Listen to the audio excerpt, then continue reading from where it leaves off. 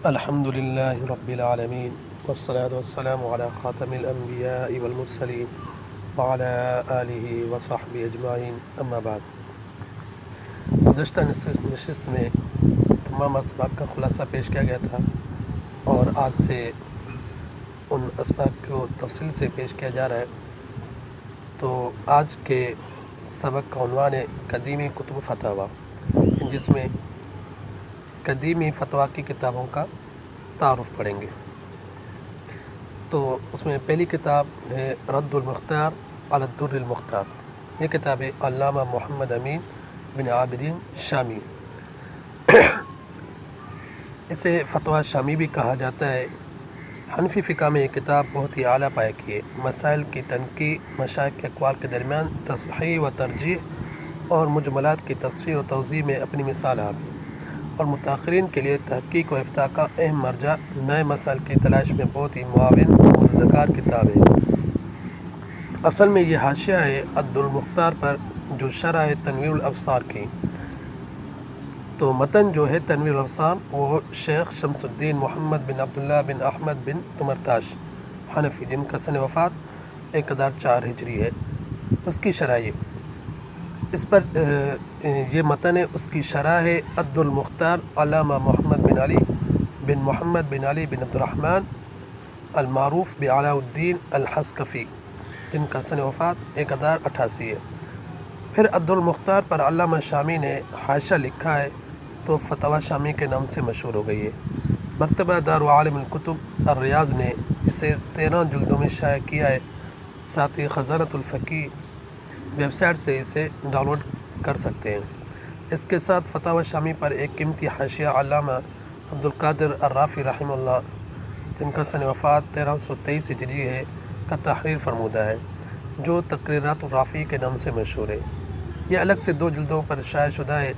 شامی کا جو نسخہ HM سعید کمپنی کراچی سے شائع ہوا ہے، اس کی ہر جلد میں رافی کا متعلقہ حصہ لگا دیا گیا ہے۔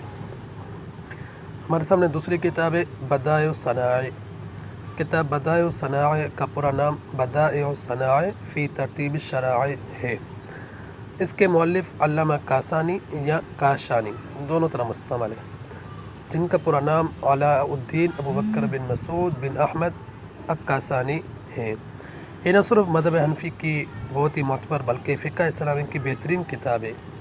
یہ کتاب علامہ محمد بن احمد علاء الدین السمرقندی کی تحریر کردہ متن تحفۃ الفقہاء کی شرح ہے، لیکن متن اور شرح میں اتنی یکسانیت ہے کہ دونوں میں فرق کرنا مشکل ہے۔ یہ عام فقہ کی ترتیب سے نہیں ہے، جس طرح کہ تحفۃ الفقہاء میں ہے کہ کتب ابواب و فصول، بلکہ جدید فقہی ترتیب سے مرتب کی گئی ہے۔ اس کے حسن ترتیب بے مثال ہے۔ فقہ حنفی کے موافق ہر مسئلے پر دلیل، جبکہ اقوال تابعین سے مزید قوت دی گئی ہے، اور مذہب شافعی کے ساتھ موازنہ بھی موجود ہے۔ علامہ علاء الدین ابوبکر مسعود کاشانی کا شمار حلب کے جلیل قدر فقہاء کرام میں کیا جاتا ہے۔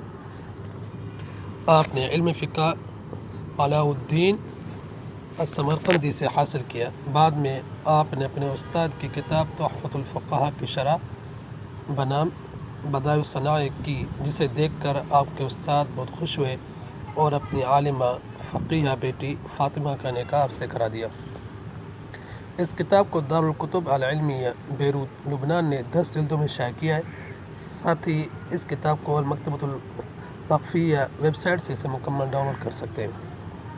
تیسری کتاب ہے بحر الرائق۔ البحر الرائق شرح کنز الدقائق، فقہ حنفی کی بہت مسند کتاب ہے۔ اسے شرح کنز الدقائق بھی کہا جاتا ہے۔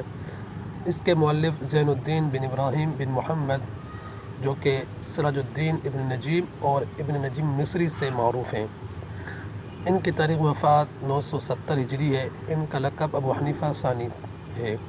یہ تمام شروحات میں سب سے زیادہ مشہور اور مفصل ہے۔ علامہ ابن نجیم کی اس شرح میں معلومات کی کثرت اور مثالوں کے جزوی احکام کا استیعاب کیا گیا ہے۔ کنز الدقائق کی ایک اور شرح تبیین الحقائق ہے۔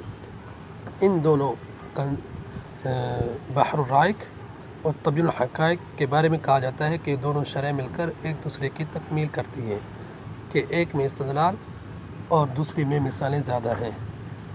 اس کتاب کو بھی ساتھی مکتبہ دارالکتب العلمیہ بیروت لبنان نے 9 جلدوں میں شائع کیا ہے، تو ساتھی سے المکتبۃ الوقفیہ ویب سائٹ سے مکمل ڈاؤن لوڈ کر سکتے ہیں۔